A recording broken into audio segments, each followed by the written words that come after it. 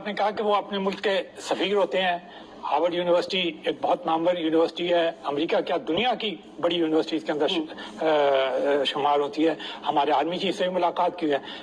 میں ایک بات کہنا پسند کروں گا یہاں پر, وہ زیادہ کریٹیکل ہے. وہ یہ ہے کہ جو ہمارے اسٹوڈنٹس ہیں جو باہر جاتے ہیں, وہ بھی جب ان یونیورسٹیز کے اندر پڑھتے ہیں, ہارورڈ میں پڑھیں, کیمبرج میں پڑھیں, آکسفورڈ میں پڑھیں, تو انہیں بھی اس بات کا ادراک ہونا چاہیے اور خیال ہونا چاہیے کہ وہ بھی ہمارے سفیر ہیں, اور ان کی جو عمل ہوگا, جب ہمارے پرائم منسٹروں کو اتنی عزت دے رہے ہیں, ہمارے آرمی چیف انہیں اتنی عزت دے رہے ہیں, ہم انہیں اتنی عزت دے رہے ہیں کہ ہم ٹیلی ویژن کے اندر ان کو زیر بحث لا رہے ہیں تاکہ وہ ہماری بات سمجھیں, تو یقیناً اگر پاکستانی اسٹوڈنٹس بھی باہر جاتے ہیں تو انہیں بھی اس بات کا بہت خیال رکھنا چاہیے. میں بتا دوں آپ کو کہ چائنیز اور انڈین اسٹوڈنٹس وغیرہ جب جاتے ہیں اور پھر اپنے ملک میں واپس آتے ہیں تو انہوں نے انقلاب برپا کی ہے. اختلاف اتفاق ملکی مفادات کے بیس پر ہوگا. امریکہ کے ساتھ ہمارے تعلقات ہم اچھا رکھنا چاہتے ہیں, شراکت داری چاہتے ہیں, لیکن وہی جیو پالیٹکس پھر وہاں پر آ جاتی ہے. یہ اسٹیٹمنٹ میرا خیال ہے یہ پرائم منسٹر نہیں, کوئی بھی پرائم منسٹر ہوگا یہی اسٹیٹمنٹ دے گا کیونکہ نیشنل انٹرسٹ پہ جاتا ہے. دیکھیے, میں آپ کو سب سے پہلے تو ایک بات بتا دوں کہ یہ کیئر ٹیکر گورنمنٹ ہے, وہ آپ نے خود ہی وضاحت کر دی, تو لیکن ان کے اوپر یہ بات لازم ہے کہ they will have to continue the economic policies of the previous government. انہوں نے کہا ہے یہ تو انہیں کرنا پڑے گا, اس لیے کہ ہم IMF کا جو اسٹینڈ بائی وہ ارینجمنٹ ہے اس کے ساتھ جڑے ہوئے ہیں, اور وہ شرائط تو انہیں پوری کرنی پڑیں گی, اور وہ بہت سخت ہیں اور جس کی وجہ سے لوگ بہت پریشان ہیں, آپ نے دیکھ لیا.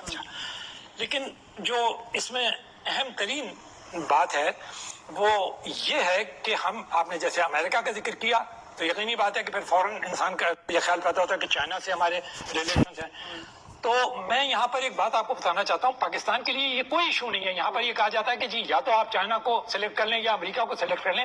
نہ تو کبھی چائنا نے یہ کہا کہ آپ امریکہ کو چھوڑ دیں, نہ امریکہ نے کبھی یہ کہا کہ آپ چائنا کو چھوڑ دیں. یہ ہمارے یہاں نامعلوم کیسے انڈیا چائنا میں اتنے تنازعات ہیں لیکن ٹریڈ ہو رہی ہے, یہ نامعلوم.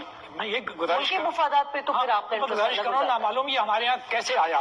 مجھے یہ اچھی طرح معلوم ہے کہ جتنی پاکستان کی قیادت چائنا گئی ہے, شی جن پنگ صاحب سے خاص طور پہ انہوں نے ملاقات کی, ایک دفعہ نہیں 3 مرتبہ شی جن پنگ, ایک میں تو میں خود موجود تھا, وہ بار بار ایک بات پاکستان کی قیادت کو یہ کہتے ہیں, قیادت سے مطلب سمجھتی ہوں گی کہ چاہے وہ پرائم منسٹر ہو, چاہے وہ پریزیڈنٹ ہو, چاہے وہ اعلیٰ ترین ہو, وہ ان کو یہ کہتے ہیں کہ آپ اپنے تعلقات جو ہیں نہ صرف امریکہ سے بہت اچھے رکھیں بلکہ آپ انڈیا سے بھی اپنے تعلقات ٹھیک رکھیں, کیونکہ ہم نے بھی انڈیا سے رکھے. ہم تو رکھنا چاہتے ہیں نا, وہ نہیں رکھنا چاہتا. اب ایک ہاتھ سے تو نہیں بچتی نا منور صاحب. اس میں I don't want to go into controversy, یہ ہمارا ایک بڑا سینسیٹیو ایریا ہے. لیکن جیسے ابھی آپ برکس کا ذکر کر رہی تھی, تو برکس کے اندر جو ہمارے 2 اسٹمبلنگ بلاکس ہیں جس کی وجہ سے پاکستان برکس کو انٹر نہیں کر سکتا, حالانکہ کسی نے وہ ہوا نہیں ہے, صرف خیال ہے کہ لوگوں کا سوال یہ پیدا ہوتا ہے نا کہ جب آپ شنگھائی فورم پہ بھی موجود ہیں, چائنا کے بھی آپ اتنے قریب ہیں, تو ان کا جو میجر بینک ہے اور ان کا جو اس میں آپ شامل نہیں ہیں, جبکہ آپ کا جو پارٹنر ہے انڈیا کیوں شامل ہے, تو اس کے اندر انڈیا پاکستان کو اپوز کرتا ہے.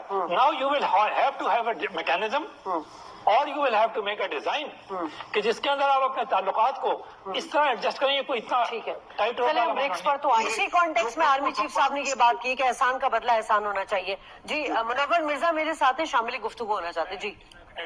جی دیکھیے, 2 سال پہلے ٹیک اوور کیا ہے طالبان نے افغانستان کو, اور آپ نے دیکھا کہ پاکستان نے اس سے پہلے 2 سال دوحہ مذاکرات کے اندر اتنا بیسک رول پلے کیا کہ کوئی حد نہیں. جو پی ٹی آئی کے چیئرمین تھے اور اس وقت سابق وزیر اعظم تھے, 2 مرتبہ 4 مہینے کے اندر امریکہ گئے, آپ کو یاد ہوگا ڈونلڈ ٹرمپ جب موجود تھے, اور وہاں جا کے انہوں نے تمام تر ان کی باتیں مانی.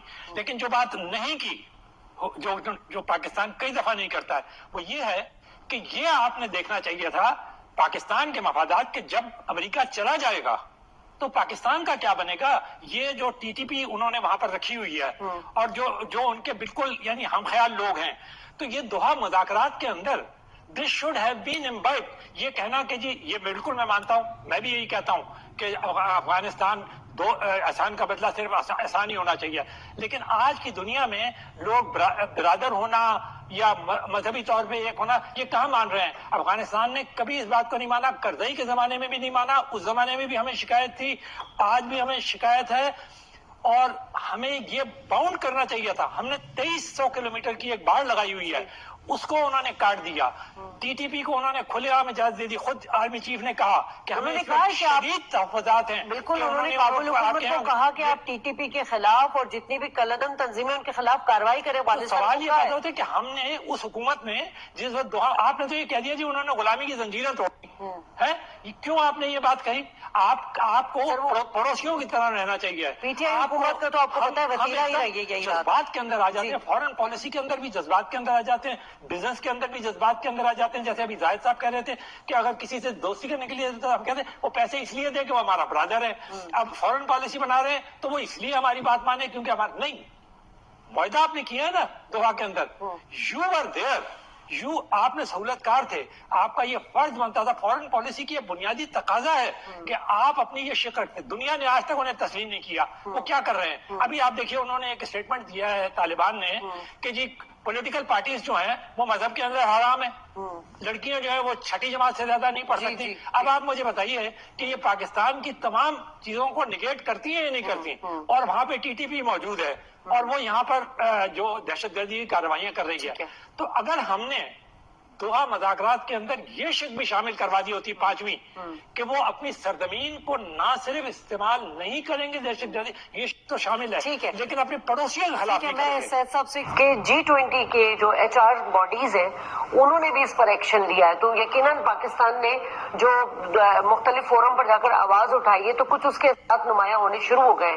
یہی چیز, یہ لابنگ, یہ پالیسی, یہی ہمیں بہت کمپریہنسو طریقے سے اس کو آگے بڑھانے کی ضرورت ہے. منور صاحب, آپ کی بات انسانی حقوق کا جہاں تک تعلق ہے بھارت کے, تو انسانی حقوق کا ریکارڈ جو ہے وہ مودی صاحب کے دور کے اندر بہت خراب رہا ہے, ٹھیک. لیکن دوسری بات آپ کو ایک اور چیز ہے, آپ ابھی بریگیڈیئر صاحب فرما رہے تھے کہ ہمیں اپنے ویسٹرن بارڈر کو بالکل صحیح رکھنا چاہیے, تو بالکل یہی بات ہمارے ایسٹرن بارڈر کے اوپر بھی اپلائی ہوتی ہے. اگر آپ نے, جیسے زاہد صاحب بار بار اس بات کو ایمفسائز کر رہے ہیں, ایک ہی بات کو ایمفسائز کر رہے ہیں, وہ یہ ہے کہ ہمیں اپنا گھر درست کرنا پڑے گا, اور ہمیں گھر درست کرنے کے لیے اپنی اکانومی درست کرنی پڑے گی, اور اپنی اکانومی درست کرنے کے لیے فنڈامنٹل اور ون تھنگ یہ ہے کہ ہمارے کو امن چاہیے. تو اس کا مطلب یہ ہے کہ آپ نے بالکل صحیح کہا, ہم انہیں کنڈیم کرتے ہیں, دنیا بھی انہیں کنڈیم کرتی ہے, جگہ جگہ انہیں کیا جاتا ہے, لیکن وہاں ایک بات آ جاتی ہے, انڈیا دنیا کی فاسٹسٹ گروئنگ اکانومی ہے. آپ کو پتا ہے چائنا بھی ان کے مقابلے میں سلو ڈاؤن ہو چکا ہے, 7.8 یا اس طرح وہ ہٹ کر رہے ہیں.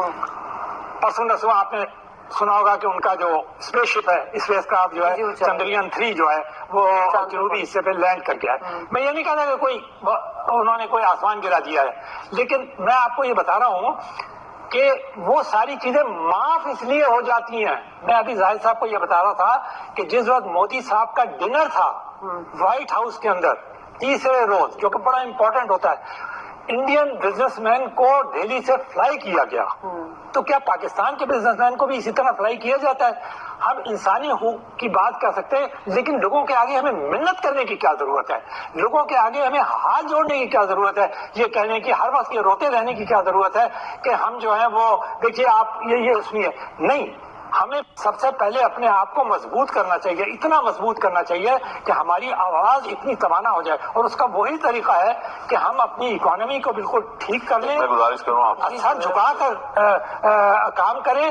کہ باقی آلتو فالتو چیزوں کے اندر یہ جو پڑ گئے نا, آپ دیکھیے ہمارے یہاں اندرونی بھی سیاست چل رہی ہے, ہمارے 96 لاکھ جو پاکستانی باہر ہیں وہ بھی اندرونی سیاست کے اندر ملوث ہیں.